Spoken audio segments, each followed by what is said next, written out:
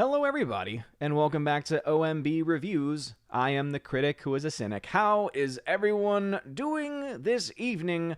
Welcome back to the One Man Low Council and to episode 246 of the Welcome to Asgard podcast, because yes, indeed, this live show is uploaded as a podcast, which always reminds me to shout out Toph Morris, who is still a $5 backer every month over on anchor.fm. So thank you very much, Toph Morris, for supporting this as a podcast, and apologies for the last couple of episodes all going up at the same time because I fell a little bit behind in uploading them. But anyway, tonight, talking a little bit about Star Wars The Bad Batch, as Disney decided to release the first episode of their new show, about an hour and 15-minute episode of their new show, on May the 4th. Obviously, Disney likes to push forward the May the 4th be with you, which I honestly believe started as a genuine fan-fueled hashtag back in the day, but unfortunately has been essentially bought up by Disney. And of course, we all know how we feel about Disney on this channel, and I'm actually repping my hashtag Duck Fisney shirt today. So shout out to Darkstar57 for developing that shirt. Not sure where he's been for the last several months.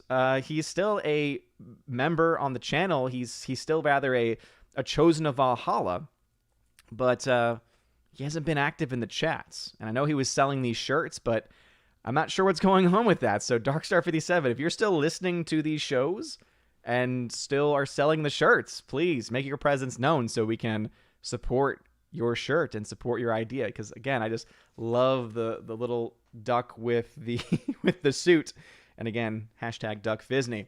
But anyway, welcome. We'll have, of course, typical movie chat, movie talk, and it is still the Easter season, so happy and blessed Easter to you all across the world.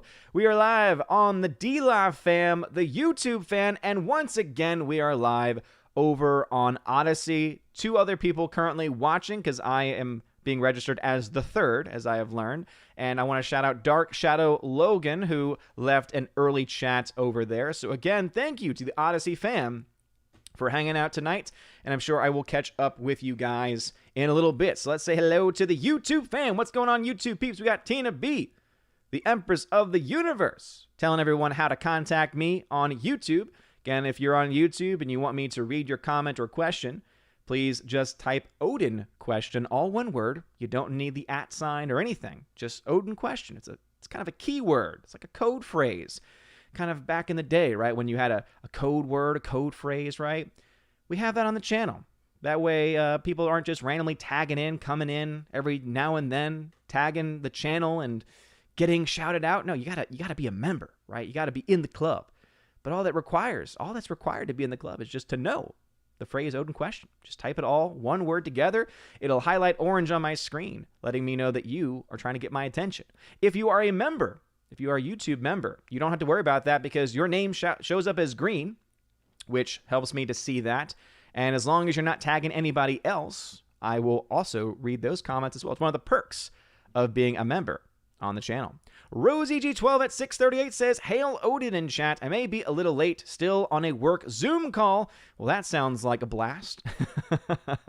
I'm sure there's one thing that most people during the pandemic will all agree on, and that's how crappy Zoom call, especially massive Zoom calls, have been. It's one thing, because me and John Flickinger, we use the Zoom app to record our podcast, because it really is just one of the best ways to record the actual video for it, because it automatically puts the two videos right next to each other and everything. And we were having issues with Hangouts, and he was having more so issues with his OBS software on the old computer that he had. And so we started using Zoom, and we've been using it now for the past several episodes. But it's one thing to have that. It's another thing to have it when you have just a crazy number of people who are all just not even necessarily speaking, but just having too many people on a call. It's just too much. Snortopupus Cuber, what's going on, Snortopupus? Glad to have you here as always. The Wake Down in the chat. Dark Shadow Logan showing up over on YouTube as well. We got Matthew Highland in the chat. Hail to you. Welcome back. Glad to see you here. We got Father Christopher Miller. Hail to you, Father. He says, hail to the chat. He is the chaplain of OMB Reviews. And he himself has his own channel. Just crossed, 700 subs over there. So if you want to support him, please do. He's a good guy. We got Golden Rash, and what's going on, good sir, tagging me, saying, evening, Odin. Good evening to you, good sir. Let's see, Pat S., who's also a member on the channel. Hail to you, Pat S. says, oh man, looks like Biloxi will be the next place to burn down. Police shoot a man with his 4-month-old son. The baby just passed away. That is awful. That is awful. Now, I, again, haven't seen any footage, but I just, again, that just breaks my heart because baby Thor is almost 7 months, so I can't even imagine. So my prayers go out to that child and to that family because, again, someone and probably several people just lost a grandson and Lord knows what else. Again, I don't know all the details, Pat S. That's brand new information to me, but man, that's awful. All right, we got ZK Man in the chat. What's going on? ZK Man says, what up all? How's everyone doing this fine Tuesday? I'm doing fine, ZK Man, though I'm definitely not in as good as mood anymore. It's kind of hard to be in a good mood with news like that. That's awful. Let's see. Buford the Hobbit says, guess what, pigs fly? Regal and AMC will now be showing Netflix movies. Army of the Dead is in the coming soon section of the app. Yeah, that is interesting because I'm pretty sure that theaters in general were very, very vocal about being against streaming service movies being brought into the theaters. But this is really not that much a surprise at this point after them making deals for HBO Max movies to be released and all that stuff. So it was only a matter of time before Netflix movies were given the same. Obviously, one of the big differences being that Netflix movies have always been up to this point exclusive to Netflix, and there was never any real deal between theater chains and Netflix up until now, as far as anything to a major degree. But wow, yeah. Yeah, I'm going to skip a couple of the comments that are mentioning that event just because I don't want to bring the entire stream down before we've even gotten started, because that really is a terrible thing, and my heart is just breaking. Anyway, let's see. Renee Delgado. What's going on, Renee Delgado? Welcome to the chat. GMugger76 says, hello, Odin. Not sure on the Bad Batch yet. Hopefully not spoiling it for anyone. But with the human kid, I'm afraid it might go woke. Yeah, I mean, I have some thoughts on it too. And to kind of give a preview, I'm pretty mixed, to be honest. I'm pretty mixed on it. I don't hate it. I don't love it. There's like things that I really like. There's things that I really don't like. And there's only one thing that I absolutely hated. But it was also kind of funny. I'll go into more detail about that. And it's not going to be a spoiler by any means. But man, oh man, it's if you haven't seen it, or if you have seen it and you didn't even think about it, when you go back to it, you're going to say, woo, Odin was right about that. Laura, it's a short story. What's going on, Laura? Welcome back. She is the modern major general of the channel. Jonathan Cologne, what's going on? Nathan Slay, also in the chat. Thank you for being here once again, Nathan Slay. If you're watching on YouTube, please smash the like button. We got 42 people watching, which is perfectly fine for us. Let us see. Who else is here? Kara Tharp in the chat. What's going on? ZK Man. I don't know if I shouted you out already or not, but I figure I will shout you out again. James Dashier, what's going on? Not Another Dime is a member on the channel. Hail to you. Greta, what's going on? Greta Zenner. Amazing person, amazing human being, says hello, Odin and everyone. Hello to you, Greta. Hope you are doing fine. Hope work is going well. Hope we get more videos soon.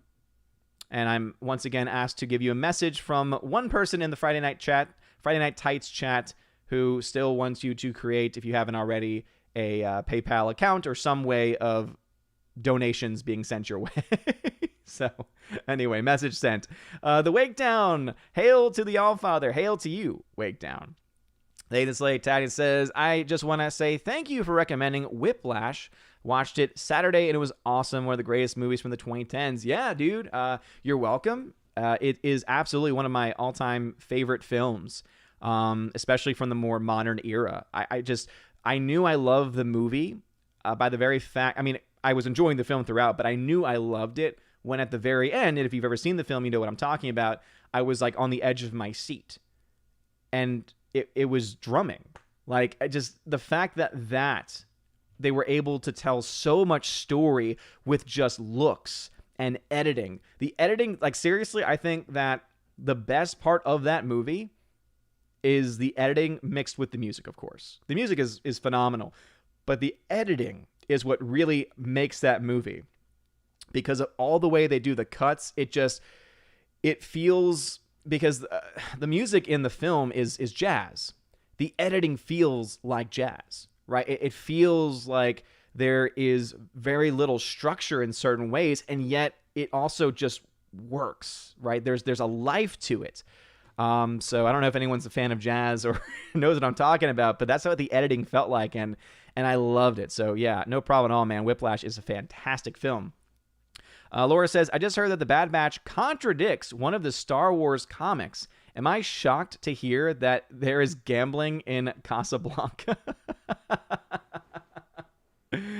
Oh, no, sorry, I read that wrong. I understood the reference, but I read that, and I'm just shocked to hear there's gambling going on in this establishment. Here are your winnings, sir. Thank you very much. Great scene in Casablanca. Yeah, really not a surprise at this point, right?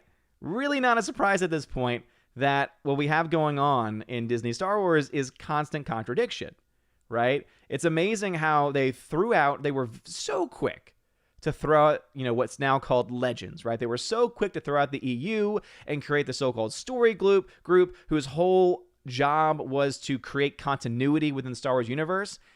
And what have we seen? As you just said, constant contradictions in the things that are, one, now considered canon, and two, things that are new that are canon or supposed to be canon. It's like, is it that hard to follow established rules and stories, especially when you throw out so much? Like, seriously, especially after you've thrown out so many stories as being legends and so-called non-canon, which I know for a lot of us is head canon for sure. It's just ridiculous. James, thank you for the dollar donation via Streamlabs. Thank you very much, good sir. Appreciate it. Says, hey, Odin, hope you're doing well today. Could you rank the Rocky movies from favorite to least favorite? I'll do my best. This is just off the top of my head because I'd probably need to sit down and actually think about it. But I actually would probably go with Rocky 1 at the top. I'd probably actually go with Rocky Balboa at number 2. I know it's an odd choice, but I love that movie because to me, I think it's the best, like, actual movie. Like, as far as, like, the craft of movie making, just the story is very tight. It's very somber and serious when it needs to be, but also it's got the montage in it too. There's just so many awesome things in Rocky Balboa that it's actually become one of my favorites out of all of them. Then it would be Rocky 5 because, I mean, Drago! Gotta love it. Probably then Rocky... Oh, man. I guess Rocky 2, Rocky 3... And then I would probably go... Sorry, not Rocky 5. Rocky 4. What am I talking about? I'm going crazy here. Sorry. Let me do that again. Anyway, number 1, Rocky. Number 2, Rocky Balboa. Number 3, Rocky 4. That's Drago. Then Rocky 2 and 3, though 2 and 3 can kind of go back and forth. And at the very bottom of the list is Rocky 5, because that's the one that ends in a street fight. Doesn't even end in a boxing match. It's like, what is this? What is this nonsense? But anyway, that would be the order off the top of my head, James. And I apologize to Rocky 4 for getting it mixed up with Rocky 5. That was just my fault for forgetting the chronology there. It happens.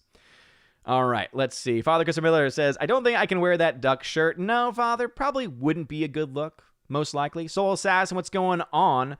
Glad to see you here, as always. Not Another Dime says May 25th all the way. Yeah, I mean, that's when the first Star Wars film came out, right? That day has been an important day for a lot of Star Wars fans for years, for decades even.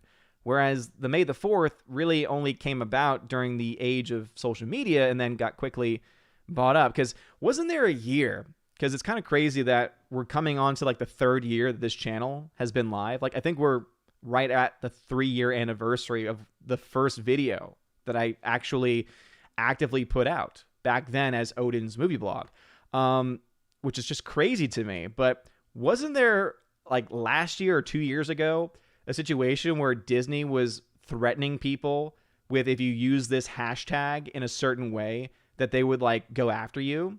I want to say at one point they claimed ownership of it and actually threatened people. And I want to say they even got people in trouble because they didn't use the hashtag correctly or something. Please, someone in the chat, remind me of the details of that, because I think that's what happened at one point. Rusty Shackelford, what is going on? Laura then says, May the 25th be with you always. Yeah, it doesn't roll off the tongue as well, but again, it's much more based in history. Matthew Highland says, I honestly don't know if I'll watch The Bad Batch, and this is coming from someone who loved the Clone Wars. Did you watch Bad Batch yet? Yeah, I finished it earlier, so I've already watched the entire first episode, which is about an hour and 15 minutes, so it is a pretty long first episode, because I kind of wondered, I was like, that's kind of weird for them to release just one episode when their theme recently has been for new shows to release like at least a couple when it first comes out. But then when I saw the runtime, I'm like, oh, it's over an hour long. Never mind. For the Clone Wars spinoff, which are typically 20-minute episodes, to have an hour, it's like, okay, so we've got a few episodes in here, basically. And again, I'll give my review of that in just a little bit. Pot Heed, hello. Forever Sci-Fi is a member on the channel. Hail to you. The Wakedown says, I almost believe May 4th started from fans, and I learned about the coincidence that May 4th aligns with Chinese Labor Day, as well as historical Chinese events from the early 1900s. I mean, I think you could do that almost with any date, though, the Wakedown. Like, I feel like if you wanted to find something wrong with any date, you could. So I wouldn't go that route. I think the best way to go with it is that May the 4th likely started naturally from fans on social media, and probably had even been used before social media as well. I mean, when you think about just May the 4th be with you, I mean, it's so close to May the 4th, it's hard to imagine that after the decades and decades of its existence, no one ever had thought about that being a thing. Now, I think, again, it became popularized on social media, I think, and then Disney obviously was able to, when it bought up Star Wars, buy up the social media references and, of course, make it an entire thing. But going so far as to like dive into the Chinese labor, like that's a little too far. I'm not one to dive down the conspiracy theory route too often. Sometimes I do, because there's some that are fun to talk about. That one, I don't know about that. Zach Gregg, what's going on? Says, down with Kathleen Kennedy, off with her head. In a metaphorical sense, Disney and YouTube. Metaphorically, we do not call for violence here. Matthew Highland, what's going on? Says, is this the so-called club that George Carlin was talking about? I kid, of course. Yeah, you see, no. And I know that's supposed to be a joke. See, that's Disney Star Wars.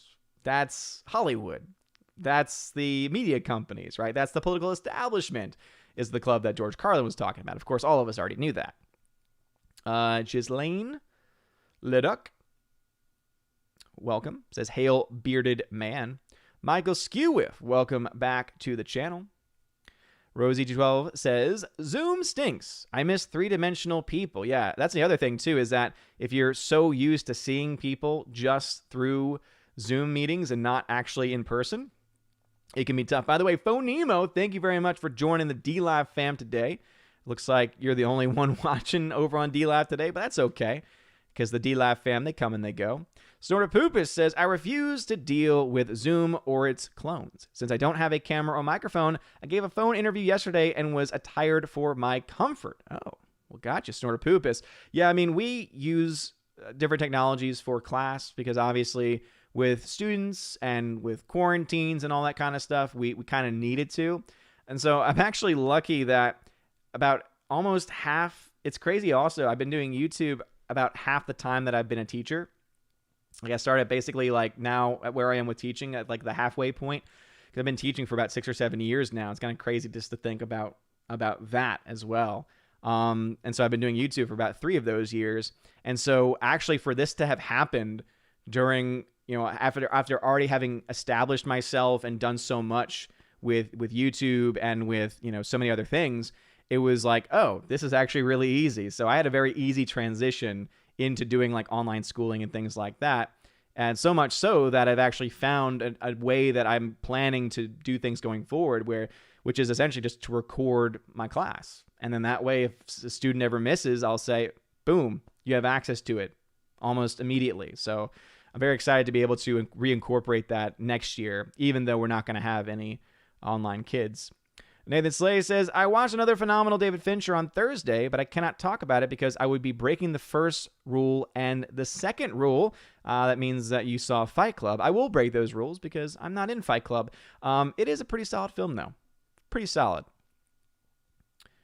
Let's see. Crisco612 says, have you seen the Sony animated movie, The Mitchells versus the Machines, on Netflix? No, but someone, maybe even it was you, but someone recommended it to me in a comment on YouTube recently. So I've not seen it yet. Haven't heard much about it either. So nothing against the movie, but just haven't really been interested in it. As I said, I've been on kind of a weird kick lately. I've been watching a lot of zombie movies. I saw a film, The Girl with All the Gifts, which was really good. I actually really liked the way that they developed the virus as essentially evolving. So basically, as the virus went on, it began to evolve. And I know that's been established in previous material, like games, for instance. The Last of Us, right? The first game, I think some would argue the only game in the franchise series. It had the different types of zombies, right? The different types of infected. So The Girl with All the Gifts did something very similar with that, but it was able to handle it in such a unique way. And I guess I'll talk about that film a little bit more a little bit later once I get through my Bad Batch view. But let's get caught up with YouTube first. Tina B, thank you for letting me know how to contact me. Ninja Knight, thank you for being here. Yeah, if you have a comment or question on YouTube, type Odin question. Again, all one word, Odin question. It'll highlight orange on my screen. It'll let me know that you're trying to get my attention. But I do normally fall about 20 to 30 minutes behind, and so you might have to wait a bit. Hannibal Grimm, welcome to the channel as well. Slicer Neons, welcome back too. All right, I have caught up with the YouTube chat, so let me go ahead and find, luckily no comments were, were skipped. And so let me see what's going on. Shout out to the couple people watching on Odyssey. Don't be afraid to leave comments over there. But anyway, let's go ahead and get started with the Bad Batch. Star Wars The Bad Batch. So it is a continuation of the Clone Wars, and it's actually kind of cool how it opens up. It opens up actually with the actual Clone Wars logo, and then it burns away and reveals. So again, I guess we'll be doing minor spoilers here, I guess. I mean, some people might view this as a spoiler, but again, for me, a spoiler is like a major plot point that no one would have ever seen coming getting put out there. So I won't talk about that kind of stuff unless I actually give clear spoiler warnings, but basic plot stuff, I don't find that to be spoiler. Anyway, so it opens up with the graphic of the Clone Wars just burning away and revealing Star Wars The Bad Batch. And I'm like, okay, that's actually kind of cool. And then it opens up and you've got, the clones fighting against the clankers. You got the actual voiceover guy from Clone Wars coming back, which was, again, a bit of nostalgia where it's like, oh, yeah, that's nice. That's really awesome that they were able to incorporate the visual style and the basic formatting in a lot of ways. And I guess this is a major plot point. And again, I don't know how much has been put into the trailers or for anything. So this might be a plot point that some people don't want to know about. So I'll give that warning here. So 3, 2, 1. Order 66. So that's a big part of what's going on in the show, because at the very beginning, the Bad Batch come in, they wreak havoc, right? They're able to save a group of their own clone brothers, and also a couple of Jedis, a Jedi and her Padawan learner as well. But as soon as they do, all of a sudden, it comes through, and then they're just standing there like, what is going on? They're very, very confused because obviously they have all had genetic modifications, which has had an impact on the different behavioral standards that have been implemented into the clones as they were being developed on Kamino. And so it was just really interesting how they were able to play on that. But also, I kind of like where it has established itself in the Star Wars universe, because it goes all the way up until as far as what's happening on the external universe. So again, this might be a spoiler for some people if you care about it. 3, 2, 1, the death of General Grievous. So that is where basically we are as far as that is concerned.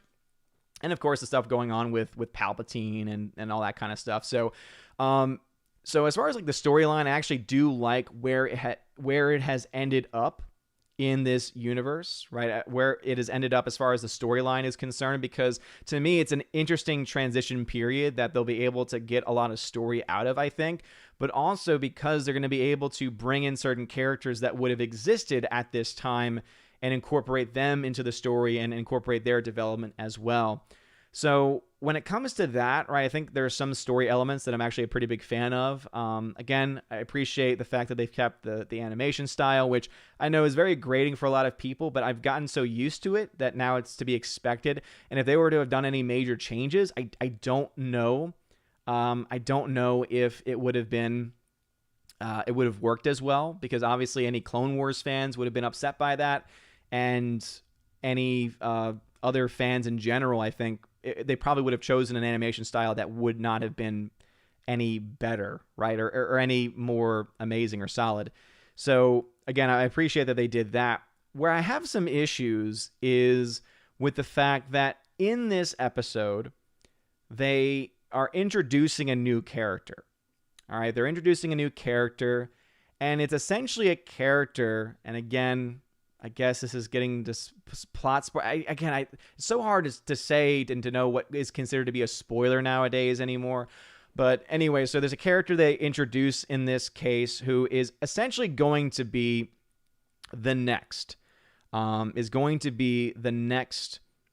Bad Batch, the next member of the Bad Batch.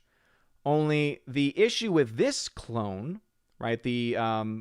And the genetic modification essentially that was made with this specific clone was that the clone is female and also a young child.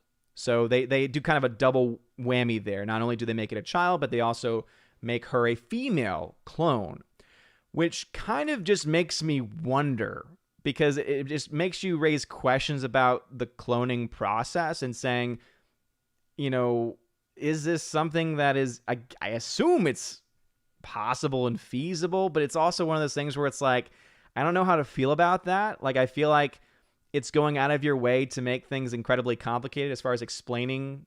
Like, again, they're the Kaminoans, right? They're cloners, right? So they're experts at this. And so it's to say that they wouldn't have the ability to do this in this fictional universe. Obviously, I think is probably saying too much to say that they couldn't actually do it. But it's very clear that they were trying to have again, the Bad Batch is a group of guys, right? So many, I think, people thought going into the show, okay, this is going to be focused on the guys. It's going to be focused on their relationships with each other and their stories, which is why I think they were so liked in the last season of Clone Wars, right? Was because of the dynamic of all the different characters. And so what they do by introducing this new character, though, is now they have a female character. So I feel like it's just a weird way for them to try and shoe in a female character. And again, I don't know exactly the direction they're going to go with it yet, but I'm already having a lot of questions just because of the process of them explaining that she's a clone. So again, a clone of Jango Fett, but somehow they were able to make this clone female, but then also different, like the other Bad Batchers as well. So I don't know. I don't know quite how to feel about that yet, but overall, again, pretty mixed. I like where it is in the universe. There's a lot of story elements that I like because there's a lot of really cool Bad Batch moments, Bad Batch character moments even, which I really liked in the last season of Clone Wars, and I still really like now. I just don't know how I feel about this introduction of new characters, and also I think this might be what they were talking about as far as the comic. It either had to do with another character that was established during Rogue One, and eventually I think it was in Rebels, I believe, that was established. It may have been in Clone Wars too. No, actually, it may have been maybe it was in both. Maybe there's a certain character who is a more new character. So I'm wondering if that introduction of that character may have had something to do with the comic issue, or it has something to do with the fact that in the very beginning, when all the stuff's going down, right from that order, that one Padawan seemingly gets away. And is it that they assumed and made clear that all the Jedi had been wiped out, except for 2? I don't know. Anyway, I'm sure that there are many in the chat that know more than me, but those are my thoughts right now. My initial thoughts on that hour-long introduction to the show. And if I did spoil anything for anyone, I do apologize. But again, it's kind of hard to talk about the show and not mention some of the plot points. Anyway, Dean J, not going to read the comment, man, because I just don't want to talk about that because I don't know anything about it, and it's really sad. So, Dean J, thank you for being here, though. Let us see. Kara Tharp says, did anyone else watch the Derby this weekend? I thought it was a pretty good race. Did anyone watch the Derby? You should talk to Tina about that. All right, Sizer Neon's tagged. It says 2 objectively good things about the Bad Batch. Their animation style has evolved to a stellar degree compared to Clone Wars Season 1, and D. Bradley Baker is great, also set for life. Yeah, seriously, absolutely set for life there. And yeah, I mean, even though the style is essentially the same, the rendering looks a lot better. That is for sure true. Nathan Slay still talking about David Fincher. Pat S says, I watched Comics Division livestream last night. It got strange quick. Oh, Lord. How does that work? How does that happen? Dean J says, you like jazz? I'm like, I don't know exactly how to feel about jazz, to be honest. I don't not like it, but there's some jazz I like and there's some jazz I don't. I love all the jazz that's in Whiplash. But then there's other jazz that I've heard as well that I wasn't as big of a fan of. So, all right, let us see. Soul Assassin tagged and says, did you hear about the Star Wars book Heart of a Jedi and how a fan is releasing it? I've not heard about that. I would say good luck to them because Lord knows Disney's going to come a-calling for violating everything that they hold dear. Snortapoopa says, I can't keep the Rocky movie straight in my head. Yeah, seriously, they all flow together so well. So thank you for for understanding my plight in struggling to remember the order and all the other things going on. Matthew Highland says, well, to begin with, they stole Jaina and Jason Solo from the EU and made them Kylo and Rey. Yeah, I know a lot of people have argued that. Dadman155, what's going on? Says, hail all, wasn't a fan of Mortal Kombat, but at least Mrs. Dadman Walking 55 and I had a night out and movie popcorn. Hey, sometimes the experience is the most important thing. So I'm glad that you're all able to have a good experience, even though the film itself was not as good. Evan S., welcome back to the chat. Michael Skewiff, what's going on? Man, thank you very much for the super chat. Says, random question. Have you ever seen Crocodile Dundee and Crocodile Dundee 2? If so, what do you think of them? I rewatched the first one this morning. Paul Hogan was quite good. I've actually never seen either all the way through. I've seen bits and pieces because they played on TV all the time when I was a kid. I just never wanted to watch it. Just nothing about it entices me. Nothing about it makes me actually want to watch it. And that's not me trying to dig on the movie at all, because it's just, you know how there's some movies that are not, you can just tell aren't made for you. I feel like that's a series that's just not really for me. But anyway, Michael Skewitt, thank you very much for the donation. Forever Sci-Fi says, May the 4th screams marketing room idea. It does, but then at the same time, it's so simple. It's like, do I really want to admit that it was randomly created in the post-2010s? Like that no one had thought about that since 1977. It makes it very hard for me to believe that. Let's see. Nathan Slay already answered that. Let's see. Tina says, yes, Disney did threaten people if they didn't use that hashtag appropriately. I also heard Disney tried to copyright May 4th and was told you can't copyright a date. That's right. I forgot about that, the details of that. But yeah, so that's the reason why I myself don't have any of the May the 4th stuff going on right now, because Disney kind of ruined it by going after people for using it incorrectly and trying to buy it. You know, it's just kind of crazy. Robert Frey, what's going on, good sir? Glad to have you here. Snortapoopus says, May the 4th be with you comes off as another Disney appropriation of the fan culture. Yeah, that's what I think it is, Snortapoopus. I feel like it was something that was developed by fans and then was appropriated by a giant corporation. That, to me, makes a little bit more sense. I bet there are some people that know like the full history and origin of where it came from exactly. Sasha Neon says, so can you excommunicate a pope for saying anti-freedom communist nonsense about surrendering your individuality and liberty? I can't. I don't have that power. But there is a concept that has been laid down by at least one or two previous popes that a pope essentially doesn't necessarily excommunicate themselves, but basically loses the office by merit of being in formal heresy. But typically that's something that has to be confirmed and clarified by a council of bishops. So even the bishops themselves can't remove the Petrine office.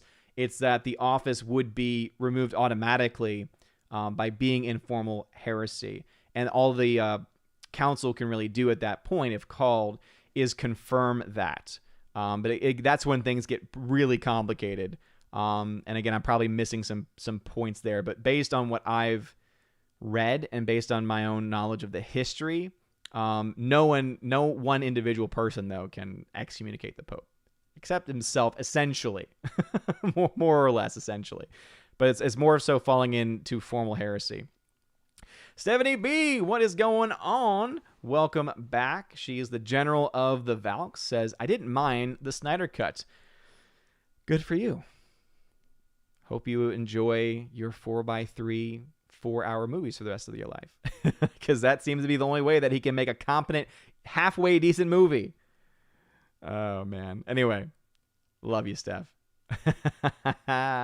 Hardwick, what's going on, good sir? Glad to have you back, as always. Let's see. Chat has jumped on me like it always does, so let me find that comment from Hardwick so that I can read it, since he is indeed a member. Let us see. Hopefully it has not yet been lost. It has not, which is a beautiful thing. All right. Cool. 6 people watching on Odyssey. Please light up that fire button over on Odyssey if you're watching, and leave a comment if you have a question. Try and tag the channel, though, at Odin's Movie Blog over on Odyssey. If you're on YouTube, Odin, question, all one word. Hardwick says, Kevin Feige said he had to fight Disney to get them to allow Chloe Zhao to use natural lighting, on-location shooting, and practical effects for the Eternals. He was wowed by the sunset shots. Yeah, I mean, the more I learn about Chloe Zhao, the more I actually like her. I'm not saying that she's a perfect person or that she's a hero or anything like that, but the fact that she has essentially been shadow banned by the Chinese government because in an interview from 10 years ago, and I found all this out from a great channel called China Uncensored, which goes into all the things that China does and has done. They've been following... They've been covering the Uyghur stuff since long before any of the mainstream media people covered it. But anyway, apparently from almost 10 years ago, there was an interview where Chloe Zhao said growing up in China, because she grew up in mainland China, that essentially she was surrounded by lies, was the word she used. And so many people believe that she's being shadow banned right now by the Chinese Communist Party. And we know this because she's literally a Chinese-born director. She is someone that in her speech made reference to Chinese culture and therefore would be a perfect candidate for them to use in their propaganda campaign, but they didn't. And there's been this back and forth relationship in the main Communist Party controlled media over there, but they didn't cover her win. They didn't cover her speech or anything. And so many people suspect it's because she talked about China being a place surrounded and filled with lies. And so the fact that she said that even at all, even though it was about 8 years ago, is still a cool thing to see. And Nomadland was a really good film. Again, I think it was a solid movie. And also from what I could tell from the speech she gave, because again, I didn't watch the Oscars, was that it was relatively apolitical and filled with stories about her dad. And it's like, that makes me want to support you even more. Obviously, I think the Eternals are going to struggle because of the story, which I don't think she had as much control over, because obviously the story and the characters being swapped and everything, that's the Disney machine. So it's one of those things where, yeah, it might look really nice because she has more control over the actual filming, but the story we already know is going to be filled with woke garbage based on the trailer and based on just the fact that they've already swapped the races and genders of characters. That didn't need to happen. So I'm kind of mixed on that because I like her, but I don't trust Disney. And the fact that she was able to get Kevin Feige to fight for her to do that makes me wonder, though, did she have involved? Because, you know, the story we always hear is that when they bring in female directors, they don't let the female directors, for some reason, direct the action scenes. And some others would argue to say that they don't let anyone really direct the action scenes. They have a set group of people who are in charge of the action specifically or whatever. But I'm kind of wondering how she would approach and how she has approached that. I don't know.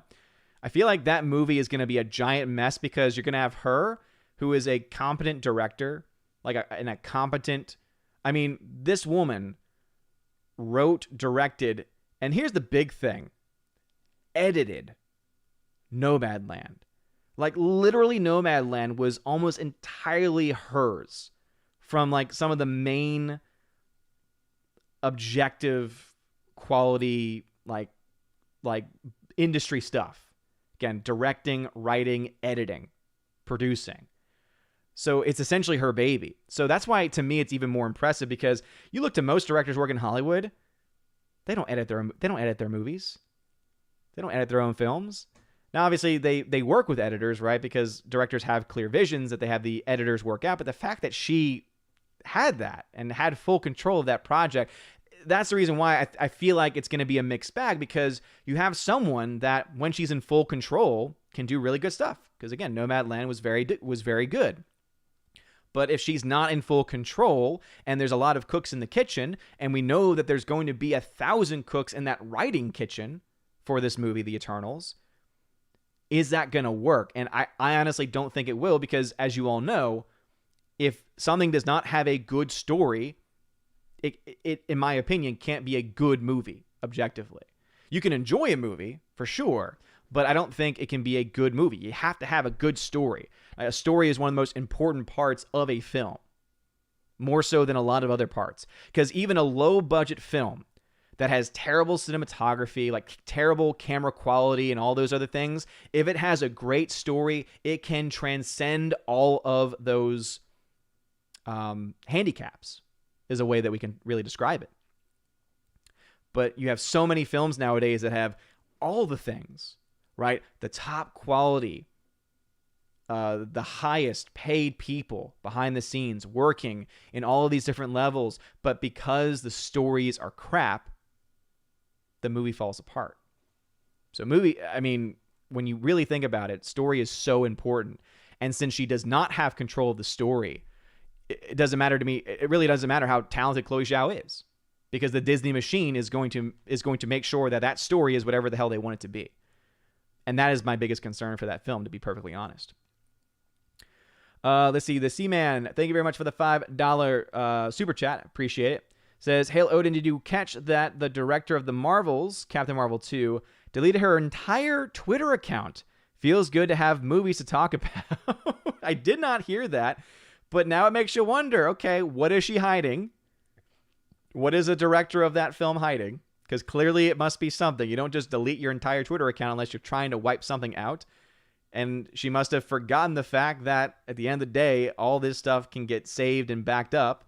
Once it's out there, you can't stop it, right? You can't stop the signal, Mal, as they always say. But no, I did not hear that. That's news to me. And yeah, it is exciting that we have movies back in theaters to talk about again. I can say I have no desire to see the Marvels. If it's anything like Captain Marvel 1, it's going to have a terrible story. And again, doesn't matter about effects or acting or anything like that. Not to say that the film even had those things, but I do think the effects for Samuel L. Jackson, the de-aging effects, were pretty impressive. But that's about the main thing I can say about that movie. Gareth Tharp says, I will be off this summer. Any good movie recommendations? Well, Gareth Tharp, as a teacher, I will also be off for the summer, which is always a great thing. So, of course, I'll be upping my game doing...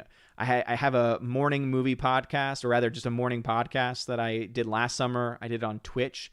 So it's Good Morning Asgard. That will be coming back in a few weeks. Very excited about that. And this year, though, instead of it being on Twitch, it'll be on Odyssey. So I'll actually have my Good Morning Asgard podcast exclusive to Odyssey to try and build up that platform over there and have some amazing discussions. Movie recommendations, because, again, zombie films have kind of been on the mind recently. 28 Days Later, 28 Weeks Later, both solid, fantastic films. Going back a little ways for films I've seen a long time ago, still in the zombie universe, Train to Busan. If you've never seen Train to Busan, again, it's subtitled, but it is not just a great zombie film. It is a fantastic movie to boot with some of the best acting that I've seen. There is this little girl who gives, honestly, one of the best performances I've seen from a child actress in a long time. That's Train to Busan. The sequel to it, Peninsula, it's a good zombie film. Not as good of a movie as Train to Busan, but it's still a pretty good zombie film nonetheless with good zombie thrills throughout. And I'm trying to think. On The Untouchables. If you've never seen The Untouchables, I saw that one more recently too. So I'd recommend that. Hope that helps. And if you want more movies in general, you check out my website, ombreviews.home.blog. I actually have reviews going back as far as, I think I got back to 2011. And all the films that I've given A level to, so A- to A+, for any year are underlined and bolded. So if you want to see what films I recommend from a given year, you can check that out. And I plan to work on that over the summer too and try and get that as far back as I can. Evan S. says, Hail Odin, glad to be here with my favorite people on the internet. Well, welcome back. Howard X13 says, I'm thinking about watching Love and Monsters. Is it on any streaming platform by any chance? I'm not sure if it's on any streaming platform yet, but I can say it's worth the price. I think the Blu-ray and the 4K are still relatively cheap. And again, when you think about how paying $15 for any of those is the equivalent, essentially, of getting a movie ticket, you not only get to watch the movie, you get to own it too. So, Joey's Movie Blog, what's going on? Rosie212 says, I'm okay with spoilers. Yeah, and again, it's really hard to avoid complete spoilers, to be honest. Nathan Slay still talking about David Fincher. That question's been asked before, so I'm going to skip over it. Slash Neon says, what annoyed me the most is Lama Su implying they never use live fire training when Kaminoans were all about that in the EU. Heartless dolphin aliens like Generation Tech says. Okay. At first I was very, very confused. Yeah, I mean, I don't know much about that because I've read some of the EU, as you all know. But there are still a lot of stories that I've not yet read. There's some stuff going on over on DLive, so I'm going to say hello to my DLive fam. What is going on, peeps? Cabinet High says, sorry I'm late. How are you and the clan doing? We're doing fine. Daniel Thorne says, Scott Pilgrim was great in Dolby. My, how much I've forgotten the wonderful music. That's right, I forgot that Scott Pilgrim got re-released. Glad to hear it's good in Dolby. Let's see. Daniel Thorne also says, picked up some Top Gun tickets for Dolby on May 13th. Top Gun Day. Looks like Army of Dead might come to AMC's. Yeah, someone had mentioned that in the YouTube chat earlier. Ooh, nice. Top Gun coming back to theaters. Getting released in Dolby. That'd be fun to see. Camden Heist, thank you very much for the 5 ice cream donations. I appreciate it. Daniel Thorne then says, do you think a representation of the Savior on a silver coin is a good as a religious gift, or would it be considered a graven image? Christ on a coin is kind of a weird thing. Typically, a good gift, for a good religious gift, would be an actual cross or an actual crucifix, or potentially other sacramentals, so things like rosary, brown scapular, St. Benedict's medal, things like that. Maybe if that person has a certain saint that they are attached to, maybe because of their name or their middle name, things like that. But yeah, Christ on a coin, that's not something very common that I've heard of. So I wouldn't necessarily say as so far to say that's a graven image, but that's a very uncommon thing. So I'm kind of wondering where that's being bought from, because that could actually make a difference. Anyway, let's see. Michael Skewiff says Jurassic World Fallen Kingdom had a cloned 10-year-old girl. Fallen Kingdom, I don't even remember that story, but was it... But again, the issue here is with the Kaminoans, right? All of the clones are made from Jango Fett. They're one-to-one replicas of Jango Fett.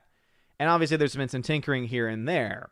But to be able to change and also we're dealing with what are perceived to be human or humanoid species. Whereas with that one, you're dealing with more of reptilian, where there is actually more chance of that happening. Because, for instance, with, I think, was it alligators, I think, depending on the temperature of the eggs actually determines the gender of the alligator. And then, of course, there are some other animal species that can even change, right? So I think that makes more sense in that universe. But again, that's why I'm saying, like, I don't know if it's a point in the Bad Batch that I can get too caught up with, only because this is, again, a fictionalized universe. And so, again, the rules don't necessarily work the same way in the universe as they do here. But still, it is kind of just an odd thing. Rob D says, hey, Odin, in Legends, the Bad Batch would never have existed. The Kaminoans didn't accept flawed clones. They would have been euthanized. The young female clone wouldn't have been possible. Okay, yeah, that makes sense, right? So in Legends, they were much more about perfection, which, again, I think also matches prequel era Kaminoans, right? Because they were very clear about how they were, very good at their job and everything is ready, and you could tell that they did not seem to be very open to it. At the same time, it's not too much of a stretch to say that over time, they start to play around with things, right? Test things out and realize that they can improve upon certain qualities in certain ways too in their testing to try and make the clones as awesome as possible. So both of them actually, I do think, make sense, but that does make sense. Orange Review says, I'm late again. Are we talking Bad Batch spoilers? Again, it's hard to tell and really say what a spoiler is at this point. Snort of Poop is Cuber. Says, my Derby prediction came true. The horse in front won. Nice. Let's see. Nathan Slay says, so would you say jazz is not quite your tempo? You and the bad jokes, man. HyperX13 says Rocky timeline is greater than the X-Men timeline. Oh, yeah. If we're talking about actual timelines, it's an excellent point. I think it's more so that the Rocky films can kind of blend together in a lot of ways. Nathan Slay says, I'm looking forward to the live-action adaptation of Doctor Strange video game Portal Combat. Nathan Slay, dude, what's going on with you tonight? Off topic? Making bad jokes? Come on, bro. Steven says, based on Mortal Kombat box office so far, what are the odds we will see a sequel? You think it's greenlit yet, or how much it does need to be safe to greenlight the sequel? So, Steven, the movie isn't really doing as well as a lot of people have said it is. There's a good chance that the film may not make its money back. At least, again, just based on box office receipts.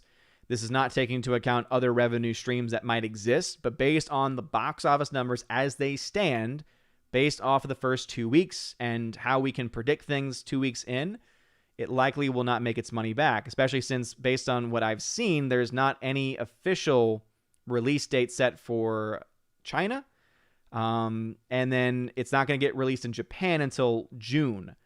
So how many people are actually going to see it in Japan? Who knows? So that could actually indicate whether or not it makes money or not down the line. Here's the thing, though. They already knew they were going to make more films. Like they had already agreed to several films. They want to make this a franchise. Basically, unless this movie had massively underperformed opening weekend and since then at that point you might have talked about it may have been possible that they could cancel plans, because that's the only time that long-term plans are ever canceled, is if things go really bad. But the film actually overperformed in its opening weekend. So it actually outperformed what the expectations were. And a massive drop-off second weekend because it's, again, not gotten a lot of universal love from fans. There's been a lot of mixed reviews on the film. But as far as the sequel, I think the sequel's guaranteed. They've already talked also about doing potential Johnny Cage spin-off movie as well. So the universe is already established. It's going to be made. The question is, how many films are they going to be able to justify if the movies aren't profitable? Which, again, at this point, who knows what's going to happen. But based on my estimates, it is not set to make money. Oh boy. Balky Walkie. Bok. Thank you for the super chat. Says, do you think the Bad Batch will go through to the original trilogy era? I thought the episode was mediocre. Dude, I'm right there with you, man. This episode was so middle of the road. There were some things I liked. There were a couple things I loved. There were also some things I didn't like. And by the way, there was one thing I said I hated. I haven't even gotten to the thing I hated in this episode. The thing I hated, this is not really a spoiler. The thing I hated in this episode was voice work. So there's this voice work done for the young Padawan learner. Dude, the voice was like of a 38-year-old man. And the child looked like he was a teenager. And I was like, this voice doesn't work at all. And it was so jarring and distracting. I hated it. I was like, shut up. Stop talking. This doesn't make any sense. What I'm seeing visually is not matching the voice at all. It made me ask the question, did they just randomly have this character and then choose a random adult who is established in Star Wars and said, hey, you want to do a voice for the cartoon? You can do this random voice. Like, that's what it felt like. It felt like they just chose this random person for the part because it didn't actually make any sense. So again, you see this tiny little kid and he's talking like a 38-year-old man. And I'm just like, what? And like at one point he had like some sassy talk. And I was just like, no, that character didn't like. If there's one character I hated, again, decision's still out on the new character that's brought into the Bad Batch. But the Padawan in the very beginning, no, not a fan. And it's because the voice didn't match. And it was really, really distracting. And it's gonna haunt my dreams. I'm gonna have nightmares about it.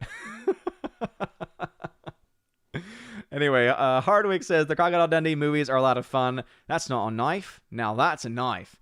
Again, I'm not saying that they're not fun. Just saying that based on what I've seen, I don't really have a desire to see any more. Again, I'm not knocking you if you like it. Trenton Johnson, welcome to the chat.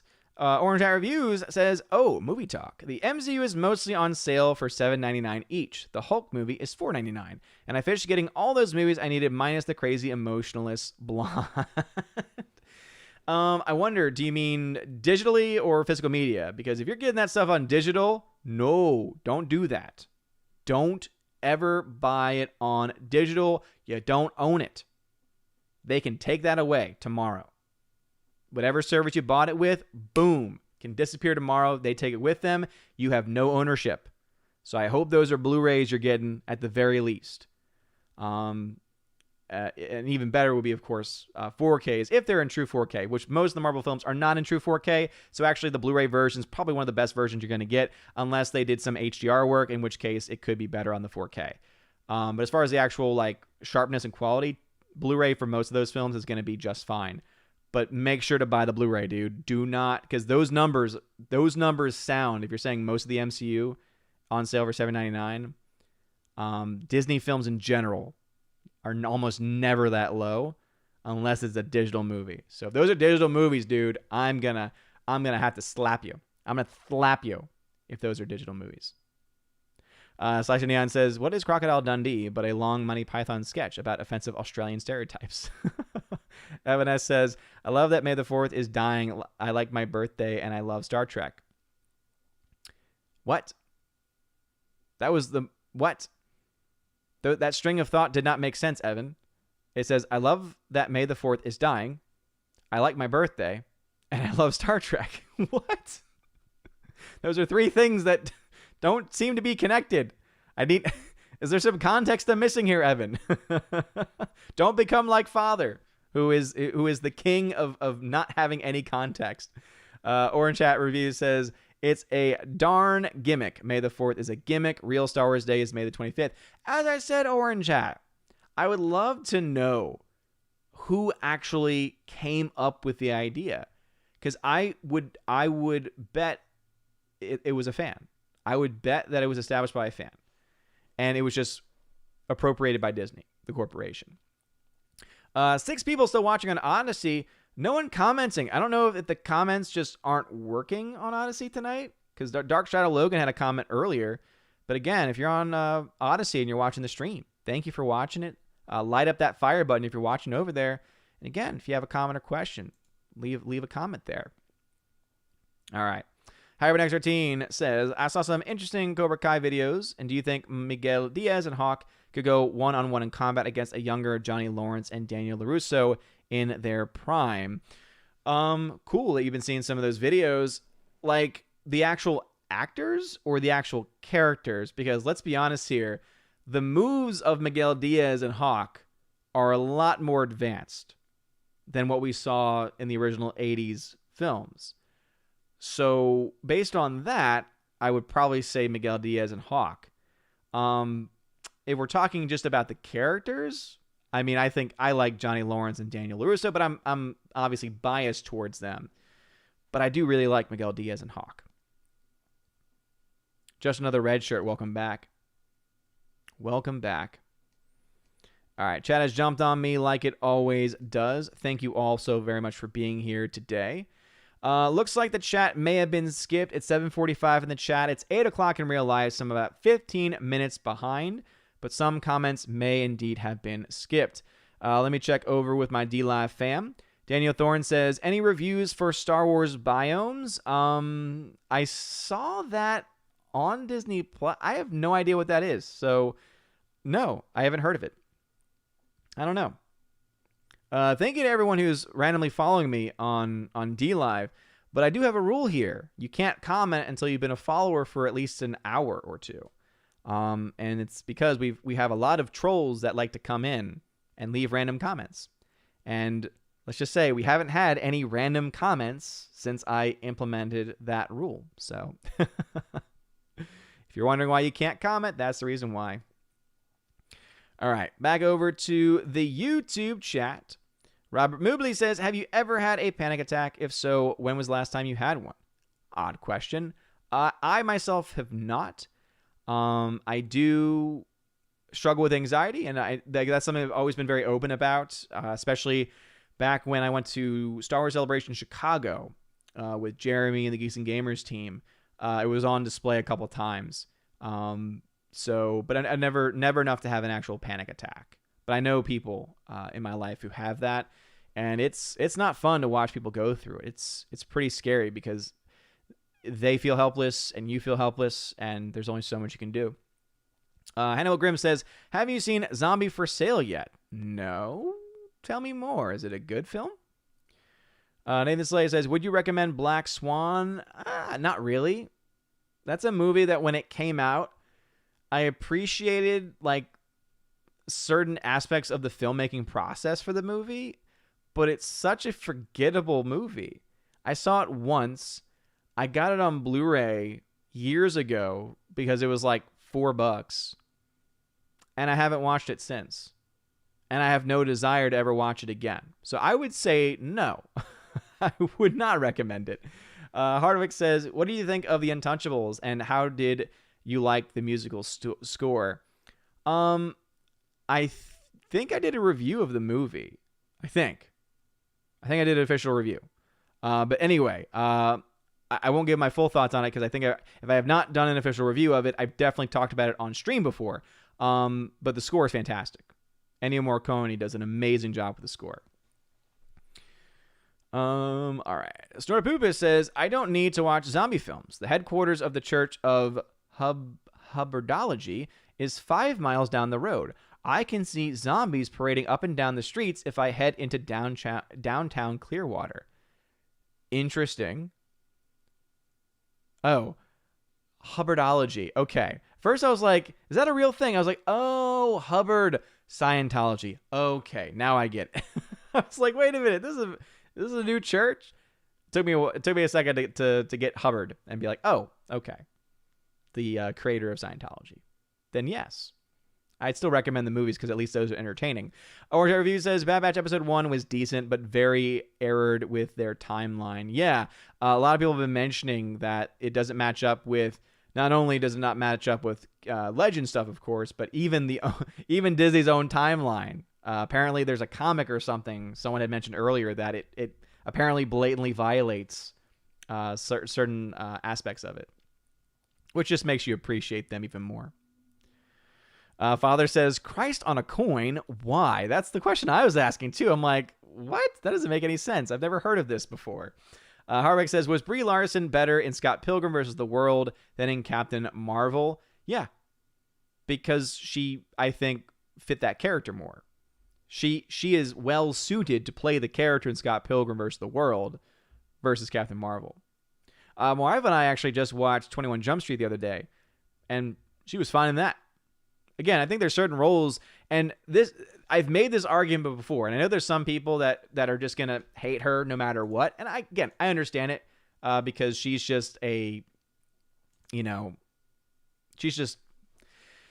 needs prayers, is the most charitable way that I can put what I want to say. She needs prayers. But what I've always said is I think Brie Larson can only give a good performance if she has a competent director. Because basically what I mean by that is that Brie Larson cannot do anything on her own. She is a blank canvas. And there are some actors that are that, right? There's some actors that are just blank canvases. They can't do anything on their own. They don't really have a lot of creativity in their craft. They need to be led along in the process. And then, of course, there's many actors that don't, right? There's many actors who are so immensely talented that they don't need to be held by the hand, right? Brie Larson, though, I think the only way it makes sense in my mind is that she needs a good director. Because when I look to her performance in Scott Pilgrim vs. the World, it's a good performance. When I look to her performance in Short Term 12, it's a good performance. When I look to her performance in Room, it's a good performance. But then you look at her in Captain Marvel, not good. You look at her in her own movie, Unicorn Store, awful. That is by far the worst performance she's ever given, which again, I think feeds into the logic of her being this blank canvas that needs to be given clear direction and needs to be given clear help to create a competent character. So that again, to me, that's still an insult, but I don't go as far as other people to try and say, there's other people that, love the joke about, oh, she's just a plank of wood, right? And things like that. Yes. In specific films, absolutely. In her interviews, absolutely. But there are movies where she does indeed show and convey emotion, but I don't think it's because it's from her talent. I think it's because she is just a blank canvas. And if she's got a good director who can hold her hand through it, they can craft it. Father says, fun fact for graduation gifts, I give my students a Benedictine metal crucifix. Nice. Very, very cool. I've never really given gifts. I don't know. It's my first year of students that I taught graduating from my new school this year. It's such a weird thing, though, when you're not teaching them every year or different subjects, because I felt like I knew them so well for, when I had them in class and things like that. And then I just haven't seen so many of them this year, right? Because they're in other classes and I only ever see some of them. And I'm just like, it makes me sad. But anyway, I think that's just like the role of a teacher. You're just a blip in the life of the person. Forever Sci-Fi says, Christ on a coin sounds like PG swearing. It really does. Christ on a coin. Just so bad. Matthew Highland says, doesn't the Eternals contradict the entire MCU? The premise says they've been on Earth for 7,000 years, but they weren't there for the entire stuff with Thanos. They need some explanation, and I'm sure they will, and I'm sure it'll be incredibly convoluted and awful. I think it's probably going to be very similar to the explanation we got in Endgame, which, if you all remember, my review of Endgame is that the story sucks because the story doesn't make any sense. That's what I think is going to happen with that one. We got Sharon Ferguson. Sharon, what's going on? Forever Sci-Fi says, is the female clone Jenga Fett? Now, you see, that would have been, I think, a little too much. I think that would have made me and other people mad. The Wake Down says, if you're looking for a solid E recommendation, check out Karen Travis's Republic Commando series. It's what Disney's bastardization right now, and she caught real flack for writing them. Interesting. I've never heard of that series. Soul Assassin says, I heard someone say the girl could be Django's... Wait a minute. What? Django's sister or Jedi. Sister or Jedi? Though I don't believe the girl would be Django's sister, but cloning Jedi have been done. No. You can tell based on the design of the character, she is a clone of Jango Fett, and she is a female somehow. So, no. Anyone trying to explain it away with things like that, no. Again, it's very clear that is what they're doing. Sharon says, what are we talking about now? Sharon, I have no idea, because I fall 20 minutes behind. So you asking that question is a very loaded question. Orange Review says, actually, an entire unit of flawed clones existed in the EU. They were called the Null Arcs. Ooh, we got some contradiction going on in the chat. Someone says that the Kaminoans didn't have any. Orange Reviews says, nay. Hyperdex 13. Which movie closed the series better? Serenity for Firefly or El Camino for Breaking Bad? El Camino for Breaking Bad, because Serenity is a great movie, but I don't really look at it as closing off the series because the series was only one season. Whereas Breaking Bad, you had a well-established series of a fantastic show with a great ending, and then El Camino was able to fill in some of those pieces. Orange Hat says that is basically what the show rips off the Null Arcs. Interesting. Let's see. Nathan Slade coming in with another random thought about Batman 1989. If you don't like the movie, get out. Hardwick says, have you seen any movies about voodoo zombies as opposed to George Romero style zombies? There's a classic one starring Bela Lugosi called White Zombie. No, I don't think so. Sounds a little interesting. I'm more into like the virus type, like the again, the movies that I've mentioned style, especially like the 28 days, 28 weeks later style. Rusty Shackelford tag says, One Cut of the Dead is a great zombie comedy if you've not seen it. It's a Japanese film that's pretty heartwarming. I'd highly recommend it. Interesting. One Cut of the Dead. Never heard of it. All right. We got a little action going on Odyssey. What's going on, Odyssey fam? Banjo Sandwich says that Padawan was freaky. Odin, I agree. I could do with an Odyssey follower myself. Got one, yay, new channel, but I do create content. Well, Banjo Sandwich. If anyone is watching on Odyssey, check out Banjo Sandwich. And yeah, the Padawan, so freaky. Didn't like it. It's going to give me nightmares. Orange Hat Reviews. Wait a minute. No. Orange Hat. If this is true, I had no idea. And oh my, I think this is full circle. Anyway, before I do, Rhaegar Targaryen, what's going on? According to Orange Hat Reviews at 757, he says this: Odin, that Padawan was voiced by Freddie Prinze Jr. Huh. And also, didn't catch it. That eventually, so, that's the guy that eventually, wait, what? Orange Hat, I didn't catch that at all. Shows how much I was paying attention. That doesn't justify it. Why? So Freddie Prinze Jr. is playing the child version of the character he eventually plays, but then doesn't change his voice?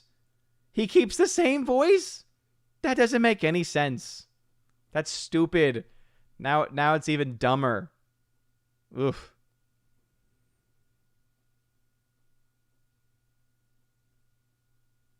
All right, let's see. Someone said he can get snarky. I get snarky. Mossberg says, "Hey, Odin, how cool was it to have a member of the New Line Cinema's marketing team comment on your video the other day?" Mossberg, yeah. Dude, so there was this guy commenting on my box office breakdown, and he claimed to be a member of the New Line Cinema marketing team. And I was looking at the way he was spelling words, and I'm like, if you are honestly hired by New Line Cinema, they should fire you on the spot because you're not even spelling words correctly. He was using really bad, cringy shorthand for some of his responses. And I was like, seriously?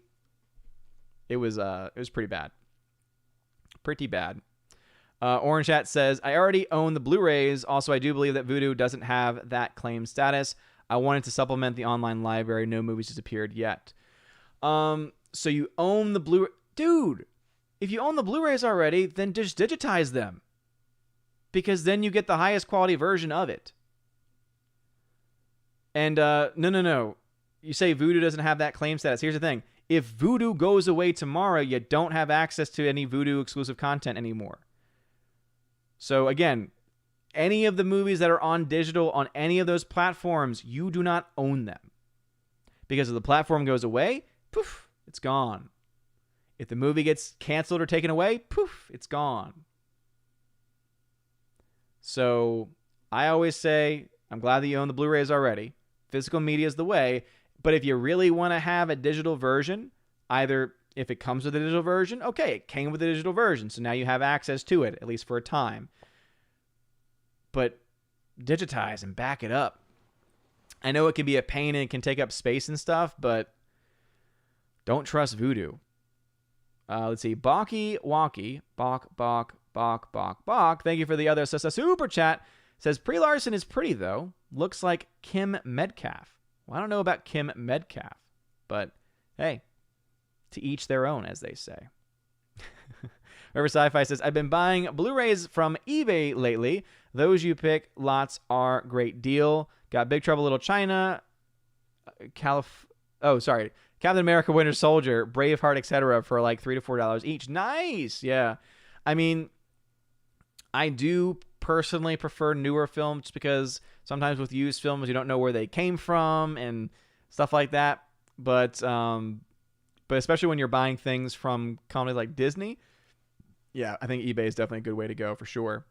Hardwick says, I looked up the Bad Batch cast list. Yeah, Caleb, Doom, the Padawan, Freddie Prinze. Ming-Hua Wen reprises her Mandalorian role of Fennec Shand. Wait, what? When did that happen?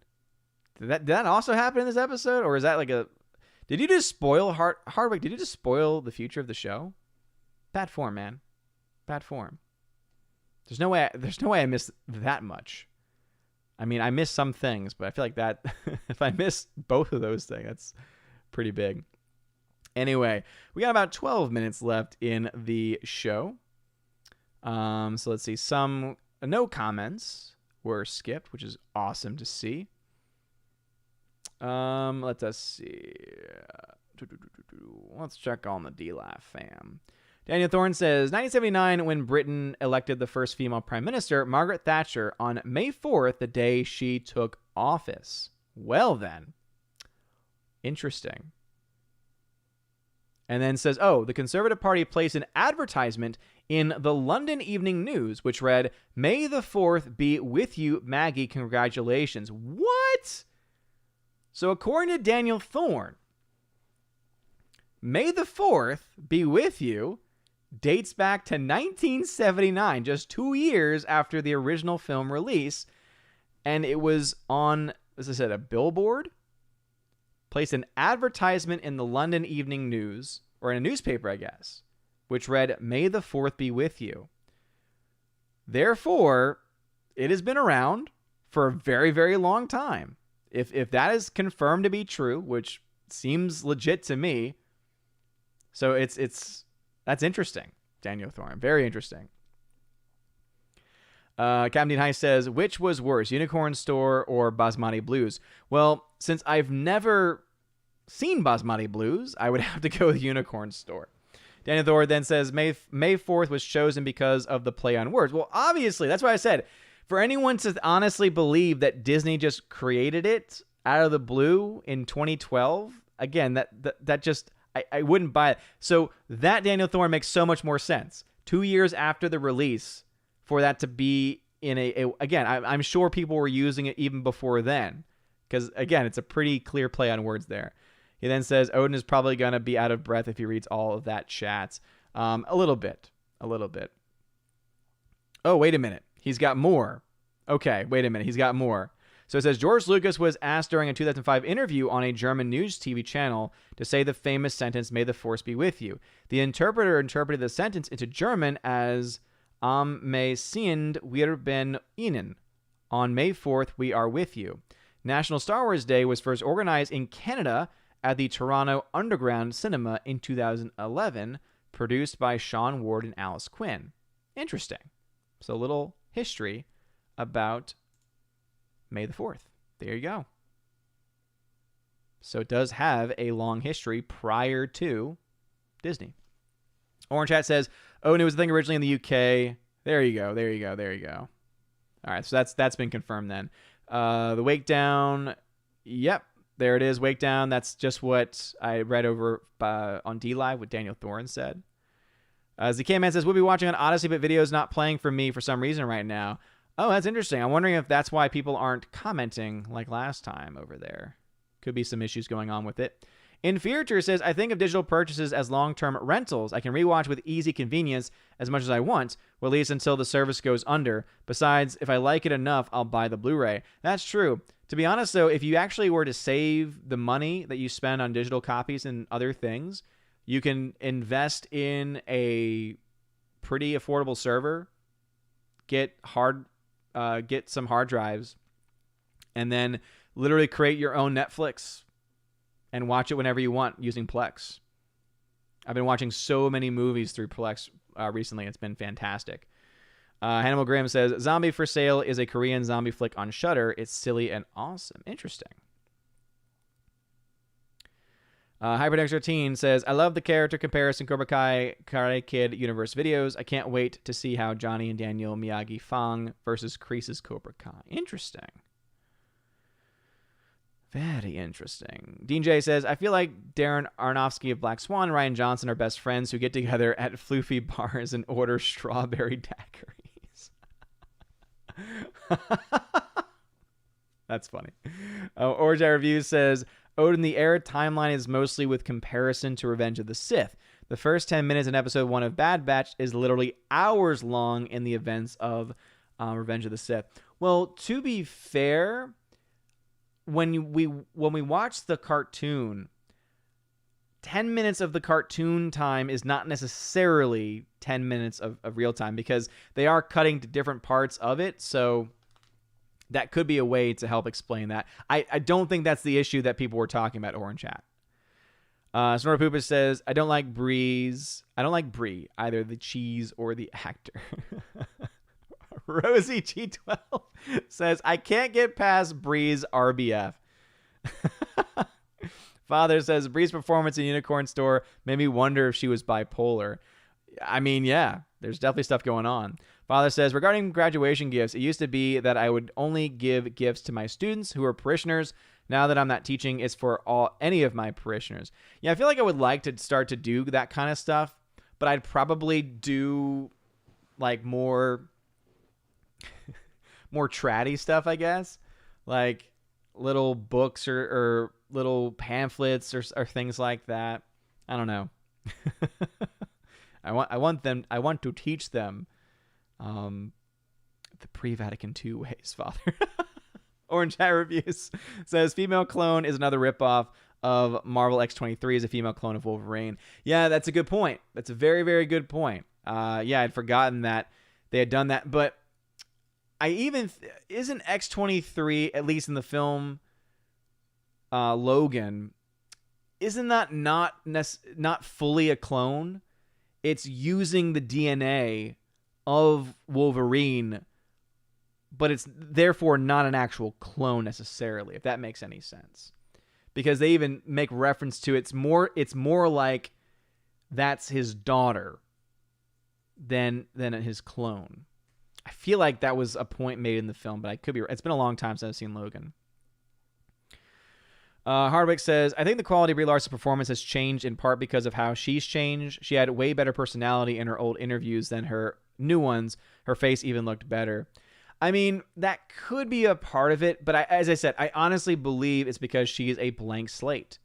I think it probably has a lot to do with that. Now, it could be that she's a blank slate, and so that's how she got good performances out of her before, but now because she feels like she's so great that now she doesn't let even good directors craft anymore. I don't know.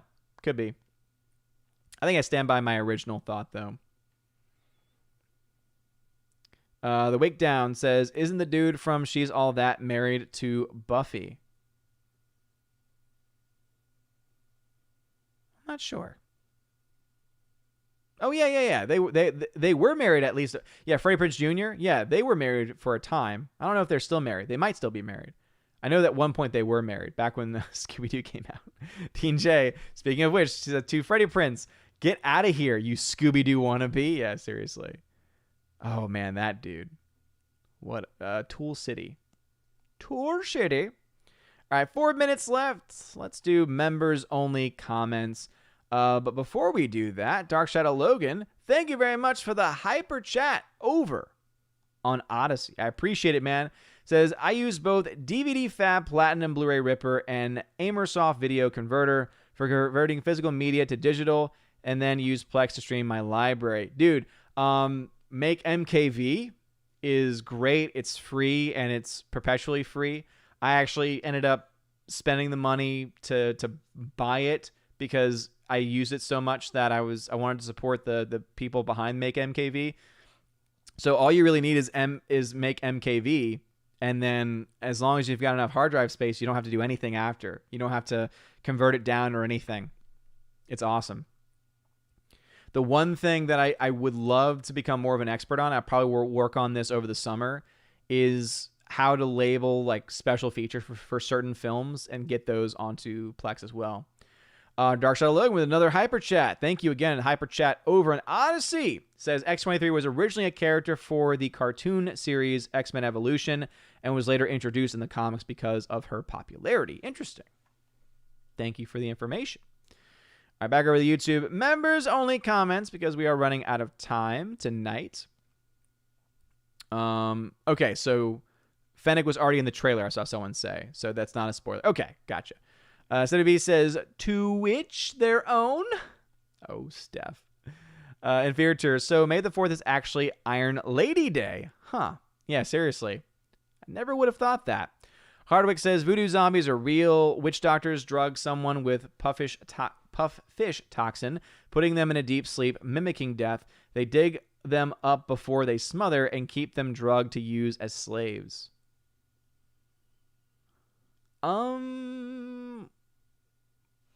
I don't know what that is, but it's definitely a crime. Tina B, tomorrow will be the 21st anniversary of Gladiator. I can't believe it's been 21 years. Wow. Tina B loves that movie. Hardwick says, your complaint about the voice acting in The Bad Batch reminds me of how much I want to see Clint Eastwood play Peter Pan. Not going to lie, I would love to see that, because that would have to be a joke. Because it would be so funny. Yeah, Wendy, get off my lawn. Jonah Hex, what's going on, man? Hybrid. All right, sorry.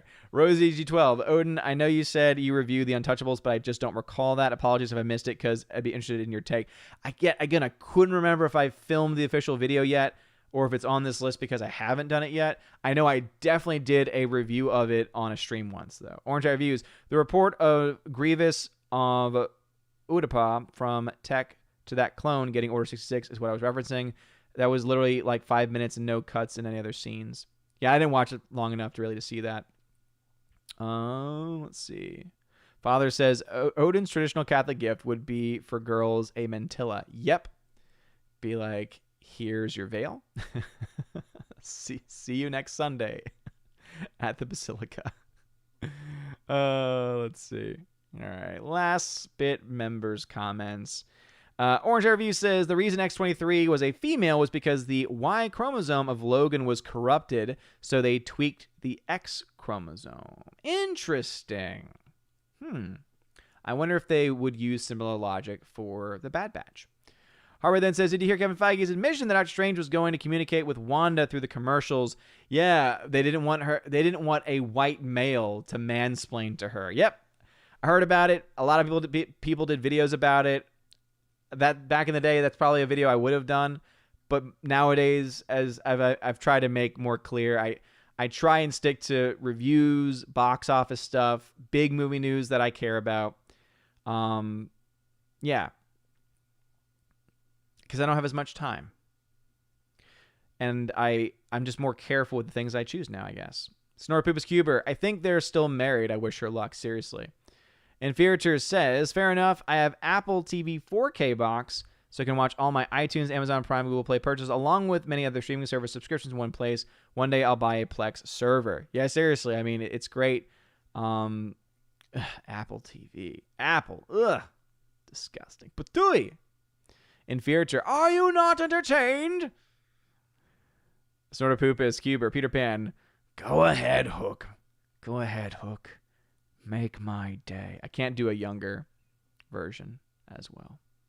Not to say that my older version's any better, but it is what it is. All right, we are indeed at the end of the show. But anyway, what? Dude, Thomas Zarevskin? Thomas Zarevskin? I think that's how I pronounced your name, dude. Thank you for the 100... Oh, man. I guess that's just the 100 library tokens, man. Thank you for that hyper chat, dude. And he says, thanks for streaming with us. Thank you, man. I think that's a member of the Library Odyssey team, if I'm not mistaken. So, Thomas, man, thank you so much. I appreciate that. Thank you for, if you are who I think you are, thank you very much, man, for actually doing all this stuff. He says, close enough. Over the pronunciation. Okay. Sorry about the pronunciation, man. But again, if you are a member of the Odyssey team, thank you for getting all this stuff up together, man. Ooh, there it is. Yeah. He says, yes, team member here, just dropping by to say hi and thanks. Well, thank you for stopping by, man. And seriously, thank you so much for getting Odyssey live streaming up and running, for making it available for everyone. I've been looking forward to testing it out. And it's been a lot of fun. So thank you, man. And recommendations, live, what's the word I'm looking for? A live tab.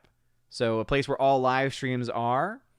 I know that's something that some people have been asking for. But anyway, dude, again, the fact that the live stream is working and it's working really well, been getting a lot of good feedback from a lot of people watching the streams on Odyssey. So thank you very much, man. I really do appreciate your work. I appreciate it, dude. Thank you. That was awesome. Cool. Inferior says, boom, Odyssey is killing it right now. Awesome. Yeah, seriously. Snorpoopa says maybe Harrison Ford will land his plane on Paltrow and Larson. What? What? That's crazy. Story Poopa says, take care, all father. Yeah, you take care as well. That is going to be the end of the show this evening. Let's see. Thomas says, we've got the live stream showing at the front of the categories at the moment. Okay, cool. Make sure your channel gets categorized if it's not already. Well, thank you very much, dude. I appreciate that. Yeah, I think it was more so when I click on the tab on the side that shows like home, following, cheese, etc. For that one, there's no like live tab, like to see all the channels going live. I think that would be a cool thing to see. But still, it's amazing to see what has been put together. So thank you. Just Another Red Shirt just became a citizen of Asgardian. Thank you very much. I appreciate that. Tina says, private conversation about Paltrow and Plank. We're hating on both these women. Oh boy, I bet y'all are. Anyway, before heading out, I don't know what's going on D Live. But anyway, thank you all for being here this evening. I appreciate it. Let me shout out some people real quick, though. Thank you to the Army of Asgard members and the Keeper of the Bifrost members on YouTube. Comergal79, Window Liquor, Your Muslim Uncle, Caratharp, Eric Jewett, Rich the Savior, Dadman Walker 55, M Tax Shark, Forever Sci-Fi, Rosie G12, Andrew Hoyle, Eric K, Orange Chat Reviews, Adam Avery, Twirly Wolf, Jay Stowe, and Aiden Vickery. Thank you all so very much for being a part of the channel. And again, shout out to the Odyssey fam. And Thomas, thank you again for stopping by. Again, awesome to see the support from Odyssey, and I'm happy to give the support to Odyssey as well. Thank you all very much for being here. I have not yet updated my Patreon video, so it'll still be from April.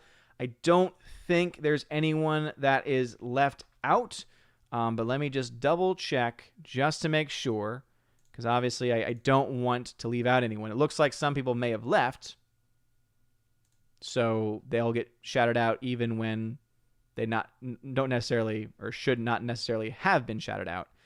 But let me just double check here. So yeah, I don't think I see anyone new. But anyway, I will get that updated. So if it does unfortunately happen for this stream, I do apologize, and I'll try and make it up to y'all in the future. But anyway, you guys are freaking awesome. I love you guys. I don't know what's going on right now over on D Live, but we'll hold off on the chest opening just in case, because I don't want anyone to be able to claim anything who's not a regular member of the chat over there. But anyway, you guys are seriously all amazing, beautiful people. Have a wonderful day, everybody. And as always, God bless. And now for a huge shout out to all of my April Patreon and Subscribe Star members: Andrew Hoyle, Animation Commentator, Biffer the Hobbit, Brian P., Divex, Enrique Evangelista, Dion, Father Christopher Miller, Hail to you, Father, Father Damian Cook, Garrett Searles, Humor and Hobbies, Inflamed Wood, It's a Trap Productions, Jason Clark, Jacob Juice, Jeffrey Toone, Jonathan Carney, Lance, Laura Story, the Modern Major General, Mike Jackson, Mad Mitch Dunaway, Mr. Peabody and his evil twin with the beautiful hair, On to June, Orange Hat Reviews, Out of Step with Reality, Priscilla Hall, Riff Magos, Rosetta Unnan, Steve Glasker, Teresa Martin, Theodore Bendon, Tina Bojan, and of course, the Empress of the Universe, Tina B. And my Subscribe Star remembers? Subscribe Star I did it again. Subscribe Star members: Fast Reaction, Nosferatu Gatsu, Stan 4, John B, Perpetual Punster, Mr. Roy, Glinzer, J. Alex McCarthy Jr., Dean Heiss / the new number 2, J-Rod the Beer Guru, Nevanon G. Adams, and ZK-Man. Thank you to all of my Patreon and Subscribe Star members. If you want your name shouted out at the end of every single video and live stream, check out the links in the description to find out how to sign up on Patreon and Subscribe Star. Also, you'll find out how to get access to things like giveaways of Blu-rays and 4K titles and digital codes, and also access to an exclusive podcast for my Keepers of the Bifrost, and also the Chosen of Valhalla level, where you can not only get all of those things, you also get a t-shirt and get to be featured on a live stream once a month hosted on the OMB Reviews channel. Anyway, if you want to have access to any of those things, check out the links in the description for Patreon and Subscribestar for more information. You guys are all amazing and beautiful people. I hope you all have a wonderful day, and as always, God bless.